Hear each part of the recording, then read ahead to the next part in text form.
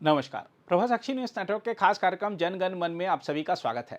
भारत में अवैध घुसपैठ और बदलते जनसंख्या संतुलन को लेकर अब केंद्र सरकार ने निर्णायक कदम उठाने की तैयारी कर ली है।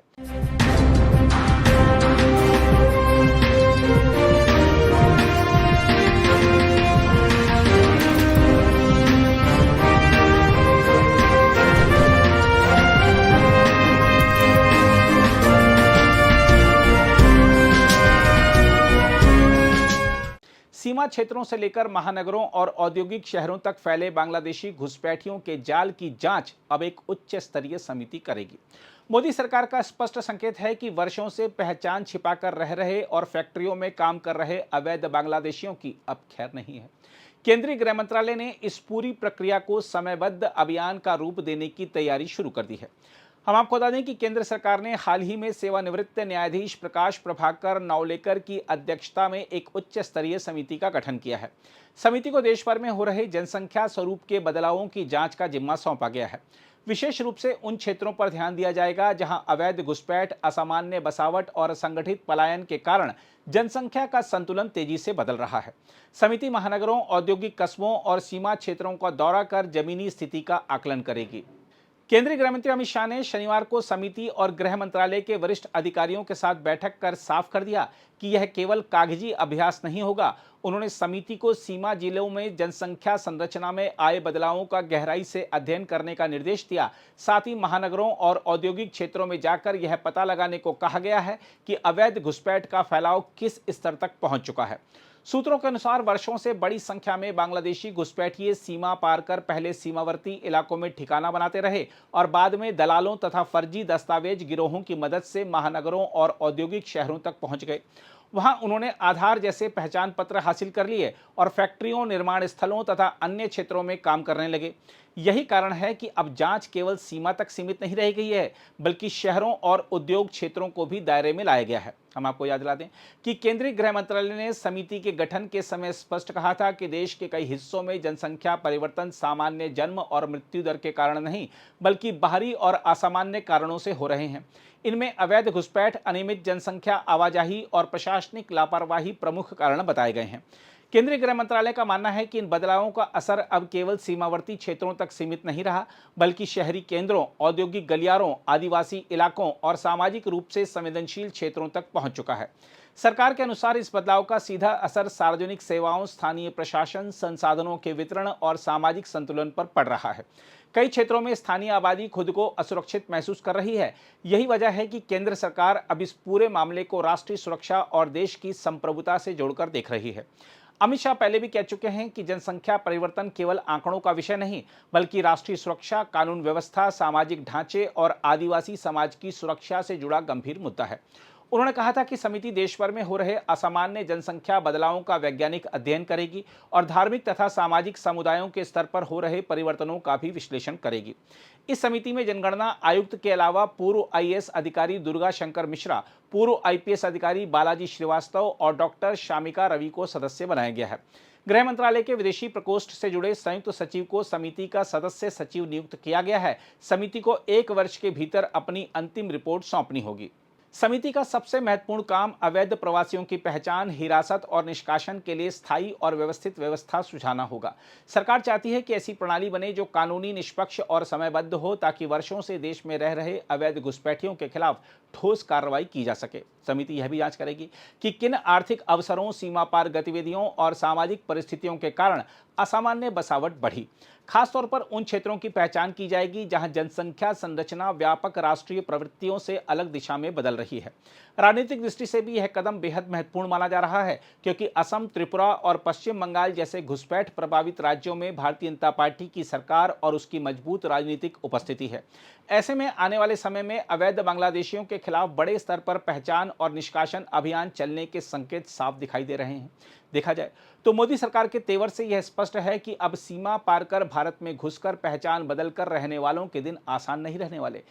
चाहे सीमा के गांव हों या महानगरों की फैक्ट्रियां, हर जगह अब जांच की आंच पहुंचने वाली है। उधर इस मुद्दे पर उच्चतम न्यायालय के वरिष्ठ अधिवक्ता और भारत के पीआईएल मैन के रूप में विख्यात श्री अश्विनी उपाध्याय ने कहा है कि घुसपैठियों को बसाने वाले तंत्र की भी पहचान कर उन्हें भी दंडित किया जाना चाहिए। रोहिंग्या और बांग्लादेशी घुसपैठिए बंगाल के रास्ते केरल पहुंच गए। कुछ घुसपैठियों ने वहां पे कॉन्ट्रैक्ट वर्कर का काम शुरू कर दिया, कुछ घुसपैठियों ने कबाड़ का काम शुरू कर दिया, कुछ घुसपैठियों ने वहां लेबर और मिस्त्री का काम शुरू कर दिया, घर बनाना शुरू कर दिया। ऐसे अलग अलग वहां पे राज्य में अलग अलग क्षेत्रों में फैल गए और वहां रहते रहते उन्होंने एक एक के बाद दो, दो के बाद तीन, तीन के बाद चार और पांच पांच छह छह डॉक्यूमेंट बनवा लिया और वो केरल सरकार की सभी योजनाओं का फायदा उठाने लग गए।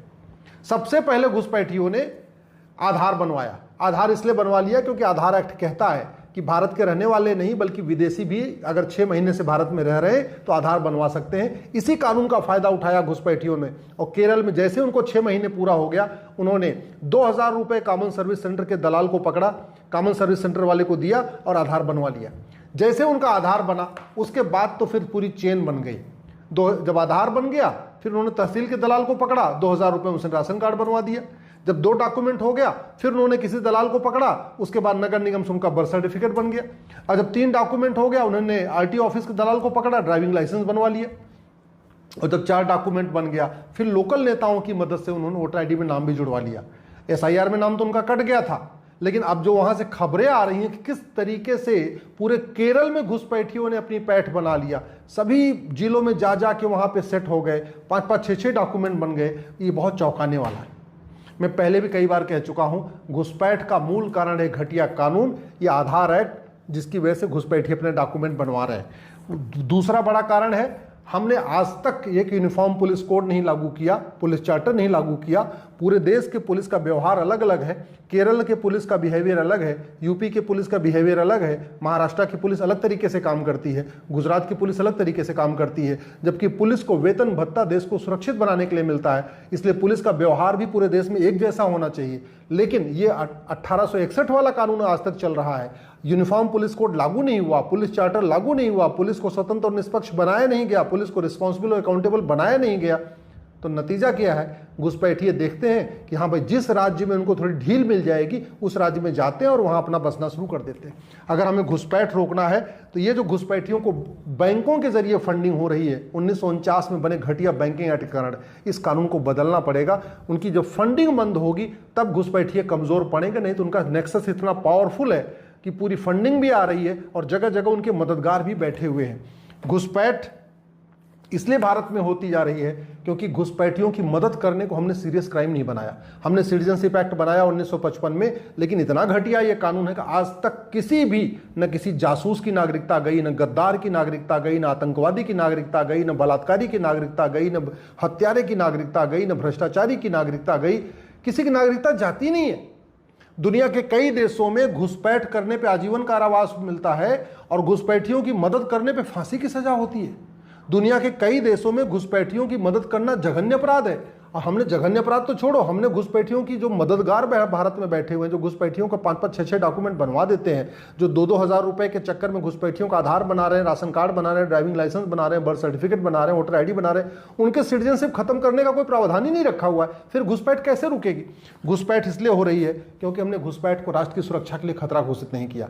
न हम घुसपैठियों को राष्ट्र के ऊपर एनएसए लगाते हैं, न घुसपैठियों के मददगारों पर एनएसए लगाते हैं। घुसपैठिए जो वहां आते हैं वहां मदद करने वाले भारत के रहने वाले हैं। कोई क्लर्क उनकी मदद करता है, कोई पार्षद उनकी मदद करता है, कोई प्रधान मदद करता है। न हमने घुसपैठ को राष्ट्र की सुरक्षा के लिए खतरा घोषित किया, न घुसपैठियों की मदद करने को राष्ट्र की सुरक्षा के लिए खतरा घोषित किया। इसलिए पूरे देश में कहीं पे भी आज तक न घुसपैठियों पे एनएसए लगा है, न घुसपैठियों के मददगारों पे एनएसए लगा है। इसलिए अगर घुसपैठ रोकना है तो हमें इस नेशनल सिक्योरिटी एक्ट को बदलना पड़ेगा। अगर घुसपैठ रोकना है तो हमें घुसपैठ को और घुसपैठियों के मददगारों को, जो घुसपैठिए की मदद करते हैं, इसको अनलॉफुल एक्टिविटी डिक्लेयर करना पड़ेगा। इस कानून को बदलना पड़ेगा। घुसपैठ अगर रोकना है, भारतीय न्याय संहिता में एक नया चैप्टर जोड़ना पड़ेगा, ऑफेंस रिलेटिंग टू इन्फिल्ट्रेशन।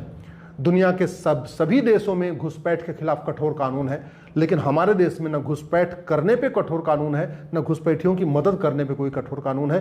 और इस बीएनएस में एक चैप्टर तक नहीं है ऑफेंस रिलेटिंग टू रिलीजन। तो है, धार्मिक भावना आहत करने के लिए वो पूरा चैप्टर है, लेकिन घुसपैठ के ऊपर एक चैप्टर नहीं। तो अगर हमें इस घुसपैठ रोकना है तो ऑफेंस रिलेटिंग टू इन्फिल्ट्रेशन इसमें जोड़ना पड़ेगा। घुसपैठ एक ऑर्गेनाइज क्राइम है। ऑर्गेनाइज क्राइम से निपटने के लिए सेक्शन 111 है, लेकिन उसमें कहीं लिखा नहीं है कि घुसपैठ करना और घुसपैठियों की मदद करना ऑर्गेनाइज क्राइम है। आतंकवाद से बड़ा खतरा है घुसपैठ।